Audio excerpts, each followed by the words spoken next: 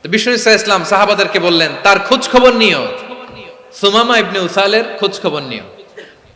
সাহাবার বলেন, ইয়া রাসূলুল্লাহ, আপনাকে হত্যা করতে এসেছে, তার তো কঠিন ক্যাপিটাল পানিশমেন্ট হওয়া দরকার, কঠিন শাস্তি হওয়া দরকার। বিশ্বনবী বললেন, না, আমি যেটা জানি তোমরা সেটা জানো না, তোমরা সুমামার সাথে ভালো আচরণ করো। বিশ্বনবী সুমামার কাছে গেলেন। প্রথম দিন যে তিনি কালেমার দাওয়াত দিলেন, ইমানের দাওয়াত দিলেন, ইসলামের দাওয়াত দিলেন, রিসালাতের দাওয়াত দিলেন, আখিরাতের দাওয়াত দিলেন। পরের দিন যে বিশ্বনবী সালাতের দাওয়াত দিলেন, যাকাতের দাওয়াত দিলেন, ইসলাম কি, কিভাবে, কেমন করে পালন করতে হয় চমৎকার আর্টিকুলেট করতে শুরু করলেন। তন্ময় হয়ে সুমামা ইবনে উসাল রাদিয়াল্লাহু তাআলা আনহু বিশ্বনবীর কথাগুলো শুনতে আরম্ভ করলো।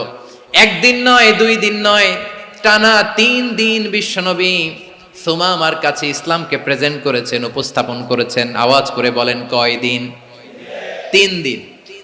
3 দিন মসজিদে নববীতে বাধা। আর সাহাবীদেরকে বললেন, তার খোঁজ খবর নিও, তোমরা যে রুটি বানাও এর মধ্যে সবচেয়ে ভালো আটার রুটিটা তারে দিও, সবচেয়ে রিফাইন্ড খেজুর, যেটা পিওর খেজুর, এটা তারে দিও। আর বিশ্বনবী নিজের উট থেকে দুধ দহন করে ওনার বাড়ির এক কর্মচারীকে বলেছেন, দুধ দহন করে সুমামার জন্য নিয়ে যেও। সুবহানাল্লাহ পড়বেন না? সবাই তো অবাক, ইয়ামামা থেকে আসছে নবীকে হত্যা করতে, বিশ্বনবী দেখে তারে জামাই আদর করে,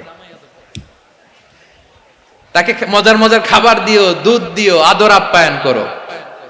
একদিন নয়, 2 দিন নয়, টানা 3 দিন বিশ্বনবী এভাবে সুমামার কাছে যে ইসলামকে প্রেজেন্ট করতে আরম্ভ করলেন, ইসলামকে উপস্থাপন করতে শুরু করলেন।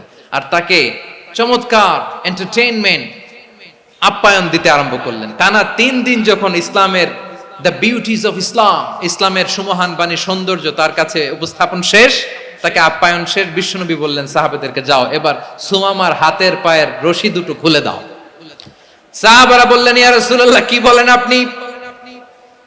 ও তো হত্যাকারী, সুযোগ পায় নাই, আপনারে মারতে পারে নাই, ছেড়ে দিলে আবার ও আপনার উপর তলোয়ার নিয়ে ঝাঁপিয়ে পড়বে। নবী, এই সিদ্ধান্ত আপনি নিতে যাবেন না।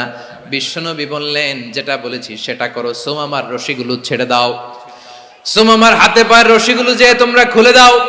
সাহাবারা তর্ক জুড়ে দিলেন, লা ইয়া রাসূলুল্লাহ, এমনটা করবেন না, তো ভয়ঙ্কর ভয়ঙ্কর খুনি, কি জানি কি হয়ে যায়। বিশ্বনবী বললেন, না, তার হাতে পায়ের রশিগুলো খুলে দাও।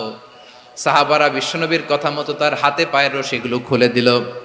সুমামা মুহূর্তের মধ্যে মসজিদে নববী থেকে বের হয়ে ইয়ামামায় ফিরে না যে মসজিদে নববীর পাশে একটা খেজুর বাগান ছিল, সেখানে চলে গেলেন।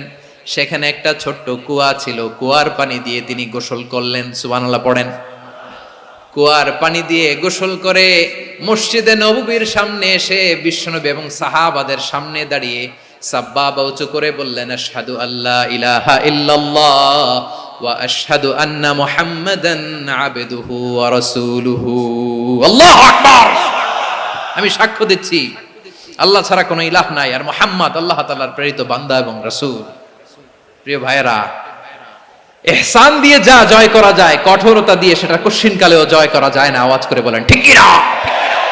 এবার সুমামা দাঁড়িয়ে বলে, ওগো নবী, আমি তো কালিমা পড়ে মুসলমান হয়ে গেলাম, এবার শোনেন, এই মুহূর্তের আগে আপনার চেহারার চাইতে নিকৃষ্ট কোনো চেহারা আমার কাছে ছিল না, কিন্তু শাহাদা পাঠ করার পরে আপনার চেহারার চাইতে উত্তম শ্রেষ্ঠ কোনো চেহারা আমার কাছে আর নাই। ও নবী, আজকের দিনের আগে ইসলাম ধর্মের চেয়ে নিকৃষ্ট অপছন্দনীয় কোনো ধর্ম আমার কাছে ছিল না, কিন্তু এই মুহূর্ত থেকে ইসলামের চেয়ে সেরা শ্রেষ্ঠ পছন্দনীয় কোনো ধর্ম আমার কাছে নাই। নবী গো, আজকের দিনের আগে মদিনার চাইতে অপছন্দনীয় নিকৃষ্ট কোনো শহর আমার কাছে ছিল না, কিন্তু এই মুহূর্তের পর থেকে মদিনার চাইতে কোনো শ্রেষ্ঠ শহর আমার জানা নাই। সে ছিল গমের বড় ডিলার, গম বেচতো। কি বেচতো? তার গম কিনে মক্কার লোকেরা রুটি খাইতো। সে ঘোষণা দিল, আজকে থেকে মক্কাবাসীদের জন্য সব গম আমি হারাম করে দিলাম, মক্কাবাসী এখন না খেয়ে মরে। সুবহানাল্লাহ পড়বেন না? মক্কাবাসী বিশ্বনবীর কাছে আসলেন, এসে বললেন, মুহাম্মদ, আমরা তো তোমার ভাই, তোমার চাচা, তোমার ভাতিজা, তোমার আত্মীয়, তুমি সুমামারে বলো সে যেন আবার গমের সাপ্লাই মক্কার জন্য অনুমতি দিয়ে দেয়। বিশ্বনবীর অনুমতি ক্রমে সুমামা আবার মক্কাতে গম পাঠাতে শুরু করলো। পড়েন সুবহানাল্লাহ। ইহসান, ইহসান দিয়ে আপনি যেটা জয় করতে পারবেন, you can win the heart of your enemies. ইহসান দিয়ে আপনি আপনার শত্রুর হৃদয়কে জয় করতে পারবেন। আওয়াজ করে বলেন ঠিক কিনা? এজন্য আল্লাহ বললেন, ওয়া আনফিকু ফি সাবিলিল্লাহি ওয়া লা তুলকু বিআইদিকুম ইলাত তাহলুকা ওয়া আহসিনু ইন্নাল্লাহা ইউহিব্বুল মুহসিনিন। তোমরা আল্লাহর রাস্তায় দান করবে আর নিজেরা নিজেদেরকে ধ্বংসের হাতে ঠেলে দিও না। তোমরা একে অপরের প্রতি ইহসান করবে, কারণ ইহসানকারীদেরকে আল্লাহ বড্ড ভালোবাসেন। সুবহানাল্লাহ পড়েন।